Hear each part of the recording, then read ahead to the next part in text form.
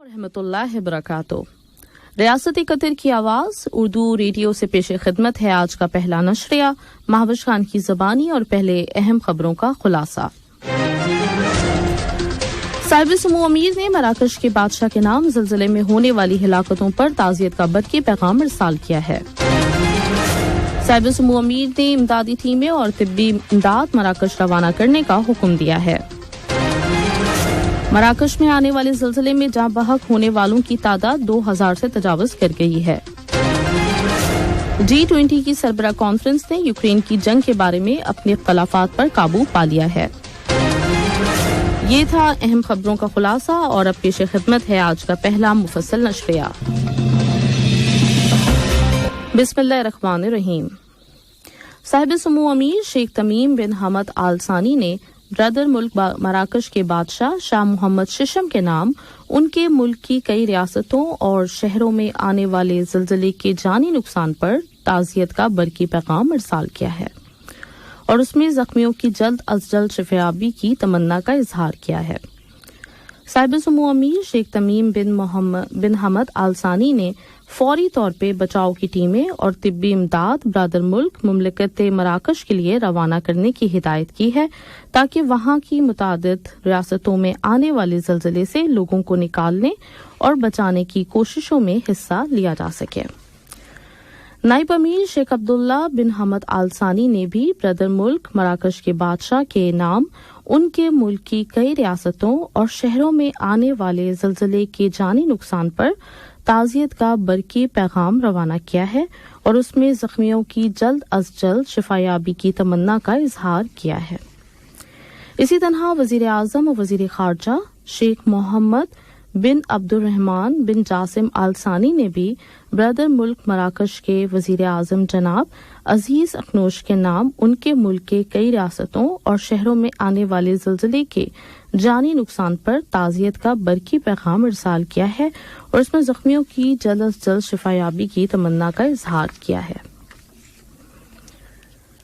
वज़ीर आज़म और वज़ीर ख़ारजा शेख मोहम्मद बिन अब्दुर्रहमान बिन जासिम आल सानी ने ब्रदर मुल्क मराकश के वज़ीर आज़म जनाब अजीज अखनोश के साथ टेलीफोन पर राब्ता कायम किया और उनसे मुमलिकत मराकश की मुख्तलिफ रियासतों और शहरों में आने वाले ज़िलज़िले में होने वाले जानी नुकसान पर ताज़ियत का इजहार किया।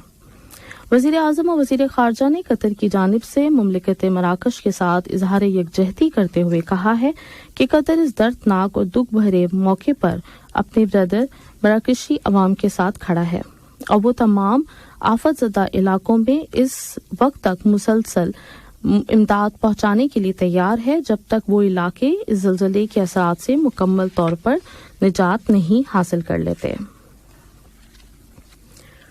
वज़ीर बलदिया डॉक्टर अब्दुल्ला बिन अब्दुल अजीज बिन तुर्की असुबई ने जमहूरिया उज़्बेकिस्तान के शहर समरकंद में होने वाली फूड सिक्योरिटी की बैनुल अक़वामी कॉन्फ्रेंस की साइड लाइन में जमहूरिया तुर्की, उज़्बेकिस्तान, अज़रबैजान, किर्गिस्तान और ताजिकिस्तान में ज़राअत और फूड सिक्योरिटी के वज़रा और एहलकारों के अलावा ग़िज़ा और ज़राअत से मुताल्लिक़ अक़वाम मुत्तहिदा की तंजीम फाओ के डायरेक्टर जनरल जनाब जोडेनियो और फूड सिक्योरिटी से मुताल्लिक़ तंजीम इस्लामी ताउन के डायरेक्टर जनरल जनाब यरलान बेरुलेट के साथ मुलाकातें की हैं। इन मुलाकातों में कतर और इन मुल्कों और तंजीमों के दरमियान मुश्तरका दिलचस्पी के शोबों खास तौर पर ज़राअत और फूड सिक्योरिटी के शोबों में ताउन के ताल्लुकात और इन्हें मज़ीद फ़रोग़ देने के वसाइल पर बातचीत की गई। कतर ने इस्लामी उमूर की सुप्रीम काउंसिल की 34वीं बैनुल अक़वामी कॉन्फ्रेंस में शिरकत की है। ये 2 रोज़ा कॉन्फ्रेंस मिस्र के दारुल हुकूमत काहिरा में जारी है और वज़ीर औक़ाफ़ और इस्लामी उमूर जनाब खानम बिन शाहीन अल गानम ने अरब जमहूरिया मिस्र के वज़ीर औक़ाफ़ डॉक्टर मोहम्मद मुख्तार जुम्मे की दावत पर इस कॉन्फ्रेंस में कतर की नुमाइंदगी की है। कतर ने सकाफती और दीनी बातचीत के फ़रोग़ और आलमी सोसाइटी में अपने फ़ाल किरदार की बुनियाद पर इस कॉन्फ्रेंस में शिरकत की है। ब्रदर मुल्क लीबिया की कौमी मुत्तहिदा हुकूमत के सरबराह जनाब अब्दुल हमीद मोहम्मद बेबा मुल्क के वर्किंग विजिट पर दोहा पहुंच गए हैं। کھیلوں اور نوجوانوں کے وزیر جناب صالح بن غانم العلی، لیبیا کے لیے قطر کے سفیر جناب خالد محمد بن زابن اور ملک میں لیبیا کے سفیر جناب محمد مصطفیٰ ذخیر الوفقی نے دوحہ کے بین الاقوامی ہوائی اڈے پر لیبیا کی حکومت کے سربراہ اور ان کے ہمراہ آنے والے وفد کا استقبال کیا ہے۔ حقوق انسانی کی قومی کمیٹی نے اعلان کیا ہے کہ اس نے دوسرے نیشنل فورم کے انعقاد کے لیے تمام تیاریاں مکمل کر لی ہیں۔ یہ فورم آئندہ منگل کے روز رٹز کارلٹن ہوٹل میں منعقد ہوگا اور 2 روز تک جاری رہے گا۔ اس فورم کا عنوان رکھا گیا ہے معذور لوگوں کے انسانی حقوق کا تحفظ اور انہیں بااختیار بنانا۔ حقوق انسانی کی قومی کمیٹی کے سیکریٹری جنرل جناب سلطان بن حسن الجمالی نے اس موقع پر کہا کہ یہ فورم اور اس کی سائیڈ لائن میں لگائی جانے والی نمائش کا مقصد قطر میں معذوروں کے حقوق کی حفاظت کے شعبے میں ریاست کی طرف سے کی جانے والی کوششوں کے علاوہ علم و معرفت، صلاحیتوں کی تعمیر اور مہارتوں کے تبادلے کے لیے نیشنل ڈائیلاگ کا پلیٹ فارم مہیا کرنا اور قوانین، پالیسیوں اور متعلقہ پروگراموں پر نظر ثانی کرنا ہے۔ قطر چیریٹی نے ترکیہ کی متعدد وزارتوں کے ساتھ متعدد سمجھوتوں پر دستخط کیے ہیں، جن کے مطابق ترکیہ کے متعدد شہروں میں تعلیم، صحت اور صنعت کے بہت سے منصوبے قائم کیے جائیں گے۔ یہ منصوبے وہاں زلزلے کے اثرات سے نکلنے اور تعمیر نو کے کاموں کا حصہ ہیں۔ قطر چیریٹی کے ایگزیکٹو ڈائریکٹر جناب یوسف بن احمد القواری، ترکیہ کے نائب وزیر صنعت و ٹیکنالوجی، نائب وزیر تربیت اور تعلیم اور نائب وزیر صحت نے ان سمجھوتوں پر دستخط کیے ہیں اور ان سمجھوتوں کی روح سے 2 شہروں اریمان اور کہمان مرش میں 2 تجارتی بازار قائم کیے جائیں گے۔ شہر اکشا قلعہ میں ایک ٹیکسٹائل فیکٹری قائم کی جائے گی۔ غازی انتاب اور ہٹائی ریاستوں میں 2 اسکول تعمیر کیے جائیں گے اور ہٹائی، کہمان مرش اور ملاتیا کے علاقوں میں 3 ہیلتھ کلینک کو ساز و سامان فراہم کیا جائے گا۔ ترک اہلکاروں نے ریاست قطر اور قطر چیریٹی کا شکر ادا کیا ہے کہ وہ ترکی کے جنوبی علاقے میں آنے والے گزشتہ زلزلے کے متاثرین کی مدد کر رہے ہیں۔ انہوں نے انسانیت کے ناطے ترک عوام کے ساتھ کھڑے ہونے پر قطری عوام کا بھی شکریہ ادا کیا ہے۔ تعلیم کو حملوں سے بچانے کے عالمی دن کے موقع پر، جو ہر سال ستمبر کی 9 تاریخ کو منایا جاتا ہے، اور یہ دن قطر کی جانب سے اقوام متحدہ کی جنرل اسمبلی کو پیش کی گئی ایک قرارداد کے مسودے کی منظوری کے نتیجے میں مخصوص کیا گیا تھا۔ اس موقع پر تعلیم سب سے اول فاؤنڈیشن نے اپنے پروگرام ٹیچ اے چائلڈ کے تحت روانڈا کی حکومت اور بچپن کو بچانے کی تنظیم کے ساتھ قطر ڈیولپمنٹ فنڈ کی مدد سے ایک معاہدے پر دستخط کیے ہیں، جس کے ذریعے وہاں اسکول نہ جانے والے بچوں کی تعداد 0 کر دی جائے گی۔ اس نئے منصوبے کا مقصد یہ ہے کہ روانڈا میں اسکول نہ جانے والے تمام بچوں کو پرائمری کی عمدہ تعلیم فراہم کی جائے۔ ادارتی نگرانی اور شفافیت کی اتھارٹی کے زیر انتظام کرپشن کی روک تھام کے لیے عرب نوجوانوں کے ہیکاتھون کا پہلا ایڈیشن آج بروز اتوار بتاریخ 10 ستمبر دوحہ میں شروع کیا جا رہا ہے اور اس مہینے کی 14 تاریخ تک جاری رہے گا۔ اس ہیکاتھون کا شعار یعنی لوگو رکھا گیا ہے پروگرامنگ برائے شفافیت، اور اس میں کمپیوٹر پروگرامنگ کے ماہرین بڑی تعداد میں شرکت کر رہے ہیں، اور یہ ہیکاتھون جرائم اور منشیات سے متعلق اقوام متحدہ کے دفتر اور قطر مائکروسافٹ کمپنی کے تعاون سے منعقد کی جا رہی ہے۔ اور اب کل مراکش میں آنے والے زلزلے کی خبروں کی طرف چلتے ہیں۔ یہ وہاں گزشتہ 1 صدی میں آنے والا اب تک کا سب سے شدید زلزلہ ہے۔ ریکٹر پیمانے پر زلزلے کے جھٹکے 7.2 ڈگری تک ریکارڈ کیے گئے ہیں۔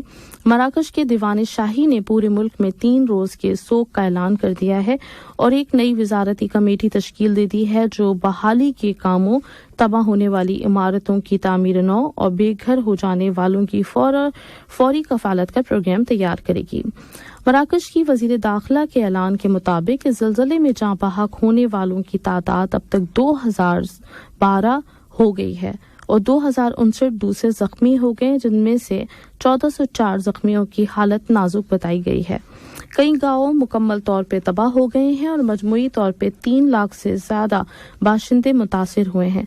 इस ज़लज़ले का मरकज़ 8 किलोमीटर की गहराई में बताया गया है।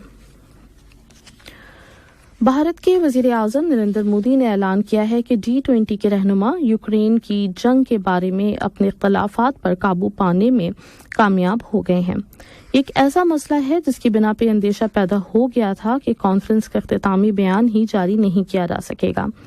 उन्होंने बताया कि इस ग्रुप के रहनुमा अब अपने इख्तितामी एलामिये में इस इबारत में मुत्तफिक हो गए हैं कि G20 के रहनुमा नई दिल्ली में की कॉन्फ्रेंस में यूक्रेन में ज़मीनी फ़ायदे हासिल करने के लिए ताकत के इस्तेमाल की मज़म्मत करते हैं।